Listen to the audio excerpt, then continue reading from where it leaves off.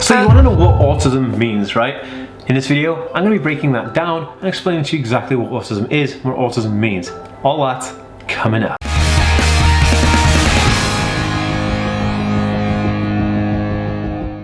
Hey guys, welcome back to the TheAspieWorld. My name is Dan. I have autism, ADHD, OCD and dyslexia, and I make weekly videos on this and other types of content. So if you are new around here and you'd like to learn more and see more videos from me, hit that subscribe button by clicking the notification bell. And if you're watching over on Facebook, be sure to give this page a like and a follow to see more videos just like this one.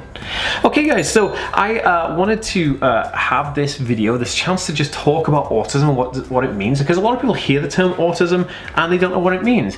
And if you're new to me and you've never seen anything before, please head over to Instagram, Twitter and TikTok and give me a follow on all those platforms. I put content and information and blogs all over those platforms, so please check that out if you want to learn more about all this stuff. And hey, you can always hit me up in a DM if you have any questions.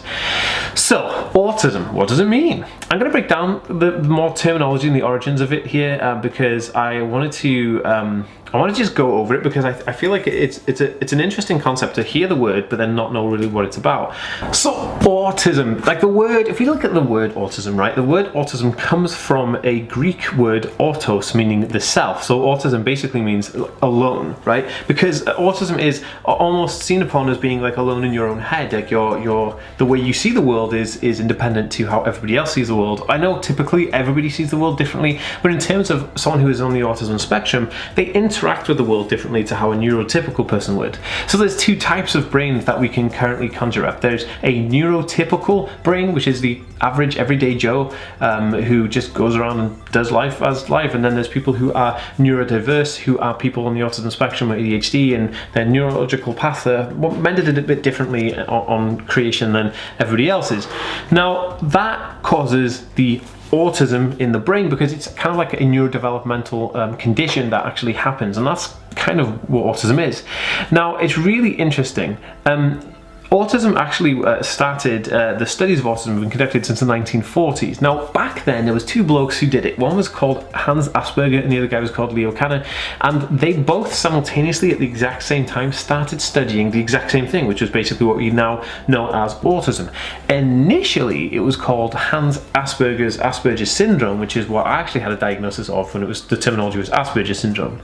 Now up to date, the DSM, which is like the American psychological kind of way of criteria for diagnosing people with mental health conditions and neurological conditions, called the DSM, in 2013 took the term Asperger's away and replaced it with just ASD, which is Autism Spectrum Disorder, because it covers like a more big umbrella, and I'll explain a little bit about that in a minute, why they did that. Up until it was, you know, Hans Asperger had Asperger's syndrome, and then Leo Kanner had Kenner syndrome, and then he changed it from Kenner syndrome to early infantile autism, and then they dropped the early infantile because it was obviously not just in infants, it was in grown adult.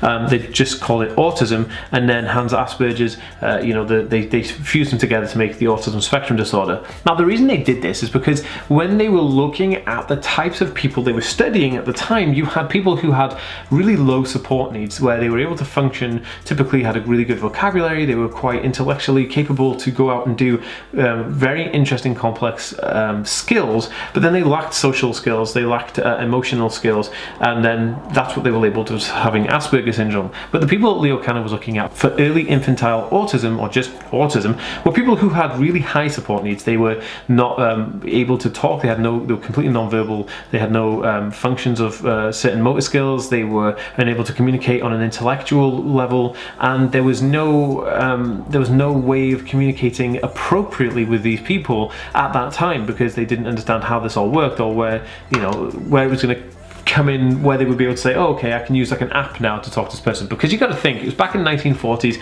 they didn't have iPhones, didn't have iPads. How on earth are you supposed to connect with somebody who couldn't talk back then? And that's basically how it stood up until from the 1940s right up until the 80s and the 90s. Hans Asperger's syndrome was a way of diagnosing people with a high functioning autism, which again is a term we don't really use anymore. And then you had a low functioning autism, which is the people who had higher support needs. So the interesting thing was then is that when the DSM, the 5th edition of that came out in 2013, they looked at the whole thing and they said, well, we can't have function labels like high and low function, because what this implies is that this person needs more support than this person. But then if you say that, then is it that the people who need support where they have considerably low function should have all the support, and the people who have high function should have no support? But that wasn't really fair, because the people who had high functioning Asperger's syndrome diagnosis still needed support.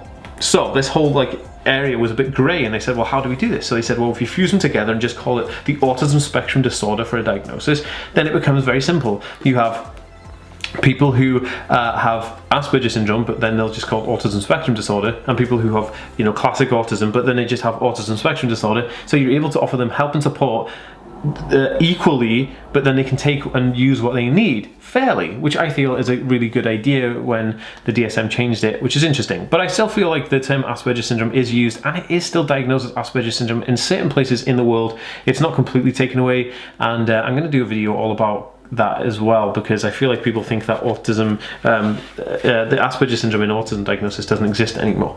But I think that's really, really interesting. Now, the term autism is still used. It's still the strongest term used. There is some speculation over using autism spectrum disorder or autism spectrum condition, because a lot of people see that disorder is a difficult thing to kind of put on somebody as a label when it could be classed as a condition. Now, like I said, it's a neurodevelopmental condition. You don't grow into it and you don't grow out of it. If you have it as a child, you'll have it as an adult. It's something that is the way your brain has been set, which is really interesting, because a lot of people think that people can grow out of autism. Autism is definitely not curable, and it's not a disease, so you can't catch it from somebody, and it's definitely not curable, because a lot of people say that you can cure it with bleaching and horrible things like that, which is just no, you should never ingest bleach. And so there are some really barbaric things that are said about autism, and especially a lot of people think that it's made up and it doesn't exist, which is completely irrelevant. Of course it exists, and we saw it played out in one of the most famous films called Rain Man.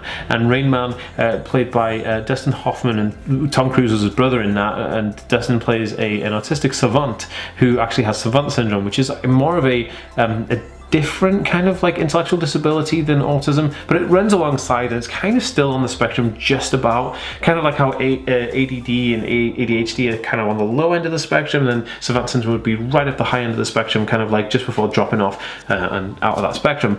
And savant syndrome is very interesting, but it also is it's a world away from what you class as Asperger's syndrome. Now, they portrayed that very well, and it was really good. It was the first time people kind of got to grips with the term autism, because they mention it within the film. But one thing that the film fails to represent is a fair view of autism. But since then, Hollywood have had a good chance at making things better, and they've had shows like Atypical and the Power Rangers, when there was a guy on the spectrum, the Blue Ranger, and the new movie who was on the spectrum. And it's nice to see more and more shows coming out and having more relatable autism characters, because people then have a lovely way of relating to those and understanding those characters. So that being said, I hope that this understood to you what autism means and how autism came about, and all the kind of background and bit of history on autism as well. And if you think this video is helpful or interesting, please share it on Facebook and Twitter. And if you want to tag a friend in the comment section, please do so. That would be super awesome. If you enjoyed the video, give it a thumbs up. I'll see you next time, guys. Peace.